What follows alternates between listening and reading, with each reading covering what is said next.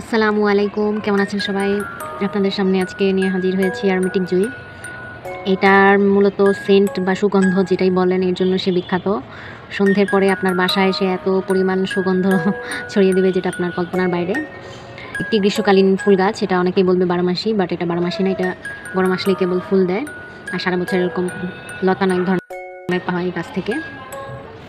আমি একটু নিচ থেকে দেখাচ্ছি। গাছটা হচ্ছে এইভাবে একটা ছোট পলিতে আছে, 10 ইঞ্চি পলিতে। এই গাছের যত্ন বলতে তেমন পানি লাগে না, অল্প পানিতে এসে ভালো থাকে। বর্ষাকালে অতিবৃষ্টি থেকে এটাকে দূরে রাখুন। আর এটা হচ্ছে বর্ষার আগেই ফুল দেয় এবং ঝরে পড়ে হচ্ছে 10 থেকে 15 দিনের মধ্যে। যদি ছায়াতে রাখেন সেক্ষেত্রে আপনার গাছে ফুলটা অনেক দিন বেশি থাকবে। আর যদি অতিরিক্ত রোদে রাখেন সেক্ষেত্রে ফুলগুলো দ্রুত ঝরে যাবে। যেমন আমার গাছটা ছায়াতে আছে, দিনের 2 থেকে 3 ঘন্টা রোদ পায়।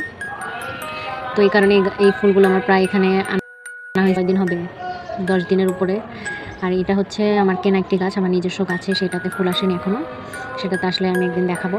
আর এই গাছের সার বলতে একটু ভার্মি, একটু কোকোপিট না, কোকোপিট না, ভার্মিটা ব্যবহার করতে পারেন, অথবা কিছু পটাশ ব্যবহার করতে পারেন, যেটা ফুল আসতে, যে কোনো গাছে ফুল ফল আসতে দ্রুত সাহায্য করে।